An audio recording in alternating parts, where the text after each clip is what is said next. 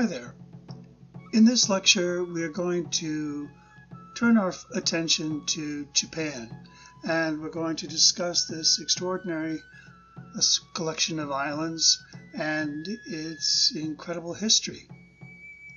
There are around 3,000 islands that make up the country of Japan. It is a long area that spreads out across the Western Pacific. Way up in the north, we have the island of Hokkaido. The vast majority of the population lives in the center island of Honshu, and the island chain continues further down into Okinawa, where some of the largest American military bases outside the U.S. can be found. The island chain is really very rocky and uninhabitable. 70 to 80% of the country is unsuitable for agriculture, industry, or even residence. So the cities are densely packed, and the area that people thrive in, land is a very, very expensive commodity, and and the resources are really pretty scarce. So this has had a huge impact on the development of the culture in Japan and the way in which it has flourished. It is remarkable that this island chain has the 10th largest population in the world, but it has a higher population density than India. So where you can see maybe 800 to 900 people per square mile in the dense parts of the city and areas. It is incredible that this fairly small island chain is actually the third largest economy in the world. It was the second largest economy until about 2010, when they were surpassed by China. A gross product of about 3.8 trillion. And so with all these people packed in on this island, they can't have a lot of immigrants coming in. They need to be highly automated. So Japan has one of the highest percentage of automation anywhere in the world. So that when you're walking around, you're very often going to see ways in which things have, machines taking over the roles of people. And this is where robotics in Japan are very highly advanced. One of the things that's interesting about Japanese history is the way in which there are periods where it is strongly influenced by the world outside. The Asuka Nara period, the Kamakura, the Muromachi, and the Meiji eras. These are times when strong influences from Korea and China and also the United States or Europe may have come in and had a huge impact. And then there are parts of isolation where Japan closes its borders, cuts off, and turns inward. And these would be the Jomon, the Heian, the Momoyama, and early Edo areas, where you see a kind of insular society that is sort of disinterested in what's going on in the world outside. Many people have said that today in Japan is a similar situation. So let's go way back in Japan's history, where we'll begin to look at some of the interesting archaeological evidence that has been uncovered. The Jomon culture is this sort of broad period in ancient Japanese history that is only really defined by archaeological evidence. There is no written history that speaks of this time, and we have very little that we've been able to really piece together. So we have some looking at the artifacts. We're really sort of trying to make sense of what these things mean or meant at the time. We see these concentric stone circles, which seems like a sundial, that are arranged in such a way that they can indicate the seasons. And so the sun and is a very important idea and image in Japanese culture. And it comes back to the agricultural rights and the seasons and a sense of the importance of the sun as a source of fertility. This Nonakado is 1000 BCE, and here we have this stone erect pillar that is just a little short of 15 feet tall in a concentric circles that are about 33 feet wide. And so here we have a way in which the sundial was able to allow people to know more precisely the changing seasons. At this site, stone axes, stone scepters, pottery, and other stone vessels were found. So pottery, some of the oldest pottery ever found anywhere in the world, is found in Japan, which challenges the notion that pottery was essentially used for agriculture. Before there was any real agriculture, pottery in Japan seems to have been used for carrying foodstuffs, probably hauling fish and seafood from the ocean inland. And so these are ways in which we see these early, what's called cord impressed, and that's what the word Jomon, this historic period, means, is that these vessels were made by taking a braided length of cord or rope and then rolling it along the outside of the vessel. And these Jomon vessels then have that sort of distinctive characteristic.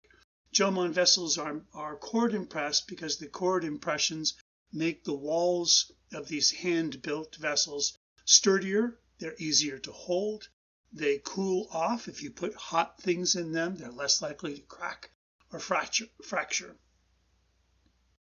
So looking at these cord-impressed vessels, they come in a variety of shapes, and they evolve into forms of extraordinary sophistication. So we can sort of say there's these sort of early period with these sort of pointed bottoms and simple rims. You can see the striations and markings, the sort of these diagonal textures across the surface that can be found on the early vessels.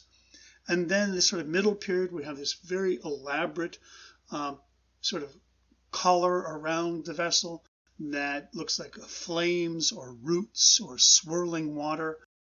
This wonderful sort of organic forms. And then the late Jomon period, where the vessels now have these incised lines.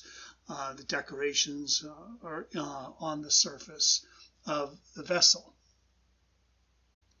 Most of the flat vessels have a kind of flat or slightly rounded base. Maybe they're put in the sand or dirt, held up. These ornamental shapes suggest that these were not everyday objects. They were not used for, common function, but maybe had a ceremonial function, perhaps making offerings to deities or ancestors.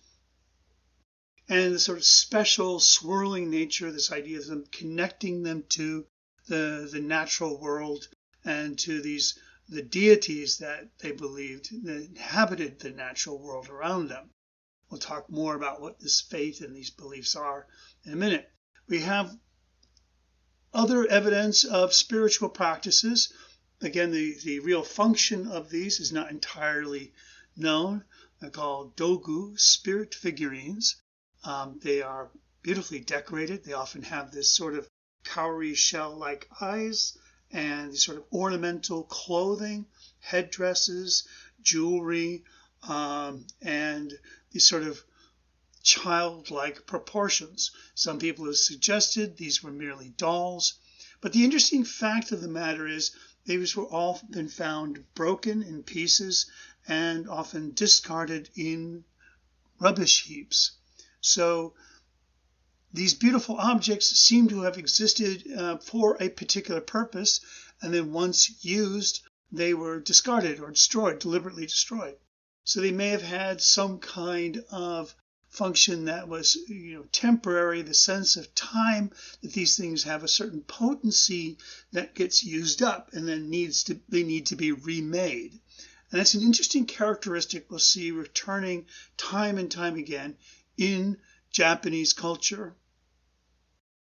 Here is another really striking what's known as a goddess figurine. Of course, the actual function, meaning of this, the way in which the back of the figure juts out and the head is pointed upward.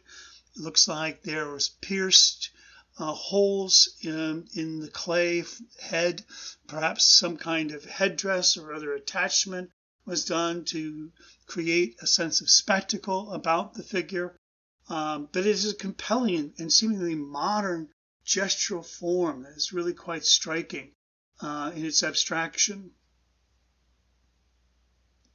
Out of the Jomon period, we emerges what's called the Yaoi culture, and this was from about 300 BCE to 300 CE or AD. And this period is a time where we see an influx of immigration coming in from the Korean peninsula and new technologies, the beginning of rice agriculture and more sophisticated bronze working. These are culturally and ethnically distinct from the earlier Jomon period. The Jomon peoples sort of migrate north and continue to carry on those practices further up as far north as Hokkaido, the island in the far north. And the central island of Honshu begins this sort of transformation of this sort of new clans identities, where you have this very strong sense of lineage and clan identities and perhaps a social hierarchy. Now, this bronze bell from the Yaoi culture is really quite lovely. It shows the extraordinary technology that has come to the region. The bell is got these beautifully incised lines. It doesn't have that sort of grand, swirling organic forms. Instead, it has these very, very delicate, stylized praying mantis, dragonfly, and a spider designs on its surface. It's perhaps some kind of fertility. All of those bugs are insects that feed on pests that might eat the agriculture. And so it may have had some idea of protection or a sense of keeping the pests at bay. This is the Dotaku, bronze bell. On these designs, we see a lot of what's called a Chocomon design, which is usually the sort of X pattern with these sort of swirling, slashing lines intersecting the X. The meaning of the Chocomon design is quite difficult to say at this point. It disappears many centuries ago, and it seems to have been used a great deal in tombs, perhaps as a kind of guardian protector. Some people say to hold the spirit in place so that it does not wander from the tomb site, or others suggest that it's another kind of meaning that is now completely lost to us. So the Chocomon design, as I say, can be found on mirrors and in tombs. Mirrors, bronze mirrors from China, play a very important role at this time. These ceremonial mirrors are not as finely crafted as the ones that are made in China, but the design and the technique for making them is clearly of Chinese origin, from the Han Dynasty. Out of the Yaoi culture, we start to see a greater and greater instance of tombs and building tombs, these very grand keyhole-shaped tombs. The grandest is for the Emperor Nintoku, Nintoku Ryoyu Tumulus, which you can see in the bottom right corner there, how it looks today. This massive tomb was a place where offerings could be made, and it was a place of great veneration.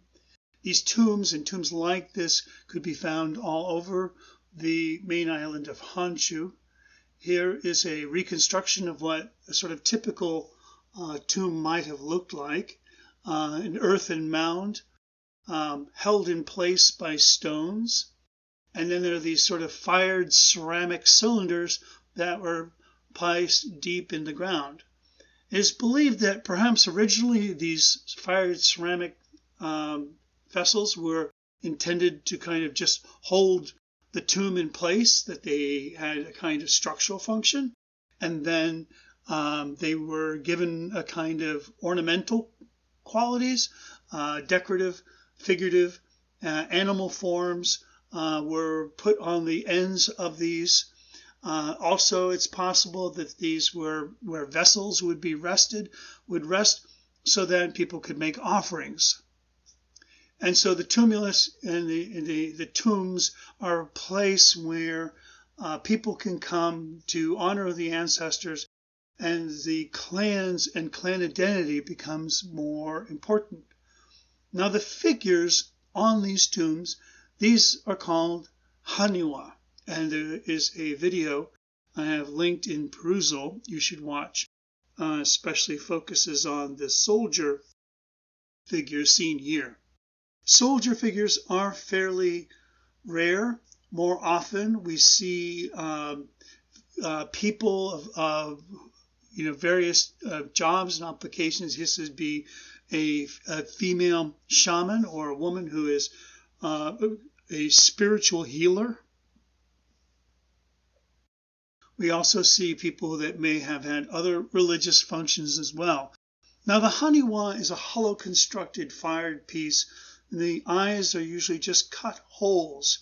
The shape and form of the face is usually fairly generic. We see more detail in the clothing and the headdresses, sort of establishing the identity of the role of the figure, not necessarily like in the Chin tombs, a representation of a specific person.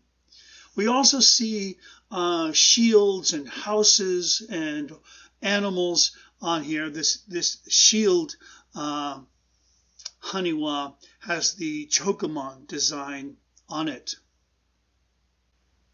I also want to show you this other really extraordinary vessel. This is a hand-built Yokobe with this amazing splatter of glaze coming at it from one side. What's sort of interesting about this vessel, which is really a wonderful surprise if you're ever in New York City at the Metropolitan Museum of Art, you can see this beautiful vessel there. And the way in which that glaze was applied to that one side is, they believe, it was shot or blown through a tube to create that kind of splatter effect. Now, it seems really modern to me. It seems it has this kind of sense of the spontaneous, that sense of something happening right then. It's a very exciting splat that shatters across the left side of the vessel. And this is, again, this idea of time is a very interesting idea in Japanese aesthetics, in the sense of the moment of that striking the vessel seems to have been captured and frozen in the firing of the glaze. So ceramics in Japan at this time become very sophisticated and continue a tremendous tradition. They have these giant hillside kilns called Anagamas. Now, in an island where resources such as firewood is scarce, having to become enormously efficient, and so these hillside kilns allowed them to fire these amazing ceramic pieces. You would essentially build a series of fires, one large one at the base, and then fire drafting the air so that the currents, the wind blowing through the valley would come up and create a sort of chimney effect and draw heat across all of the ceramic pieces. And this could be 100-foot long kiln. It would be this amazing thing. It was very, very efficient, but required incredible teamwork and planning to make sure that the pieces all were heated and cooled in the proper order. There are a few of these Anagamas still in use today. Which leads me to a very important part of the Japanese traditions, is this important role of continuation. In no other part of the world is there this very strong sense that it is important to continue traditions, even if the meaning of the tradition or the understanding of why it was done before has faded from memory. Things are carried on. Traditions, ancient traditions, continue to be performed and reenacted as a sense of respect for the ancestors, as a respect for the past, a sense that this was valuable in the past, and so it must be done again today. Perhaps one of the longest lived traditions in Japan is the Shinto shrine for Ise Jingo shrine to Amaterasu, the sun goddess, and Toyokenu Okami, the great spirit of abundance. These shrines are highly specialized and in a territory that is you're unallowed to photograph. The picture you're seeing here of this shrine actually dates back to 1950 when Americans occupied Japan. So this was first built in the late 4th and 5th century, and it has been rebuilt really every 20 years since the late 7th century. It was last rebuilt in 2013. And by rebuilding, that means taking apart all of the timbers, fashioning new timbers, reusing some parts, but rebuilding it and then reconstructing it. There's evidence that suggests the design has changed over time, but that there is this sense of the need to refresh and rebuild and to maintain the skills that are important for that rebuilding, and to have the process of remaking this shrine is what makes it anew, like the Dogu's spirit figurines. Its power gets used up and it needs to be made again. This temple is known as the Chigi. So these beliefs, in these traditions in Japan, these indigenous beliefs and traditions, are called Shinto. The word Shinto doesn't really appear in Japan until after the arrival of Buddhism and Confucianism and Taoism, and then to sort of distinguish, the local traditions from the foreign traditions and religious practices, this word Shinto, which just basically means the kami way, the way of the kami.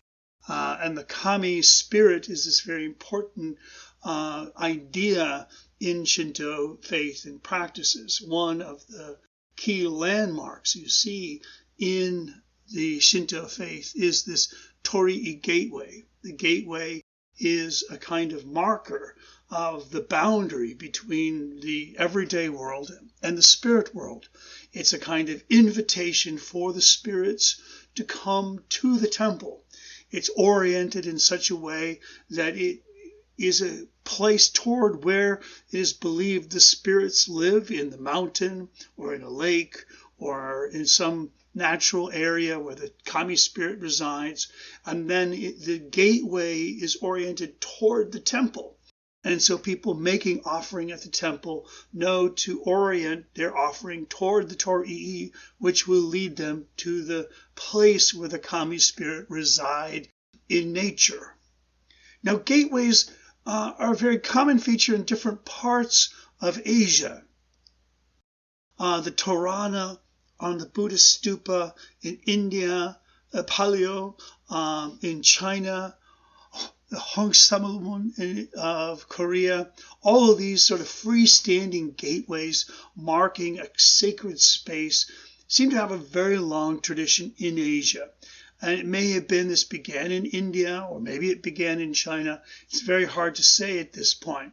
But in Japan, the torii gateway has and maintained a certain kind of handcrafted quality that is really quite remarkable.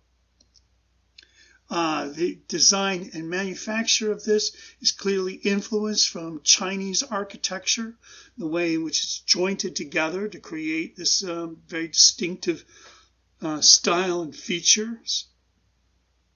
And it is, wherever you see one, you be sure that there is some kind of Shinto shrine nearby.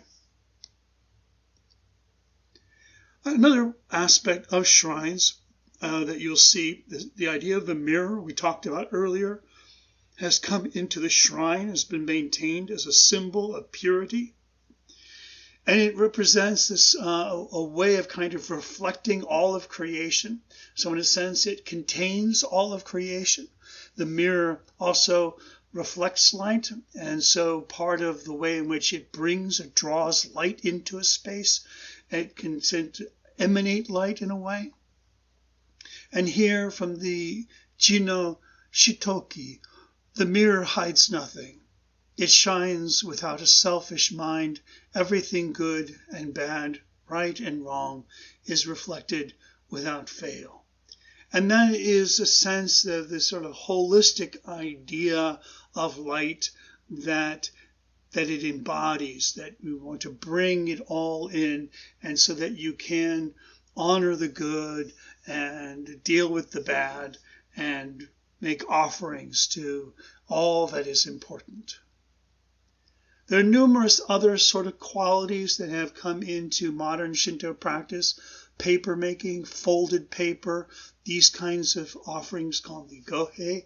Again, have this, something that is made new, that is made fresh, that has the sense of it is a symbol of prosperity and fertility. And these are where the Shinto traditions live and thrive.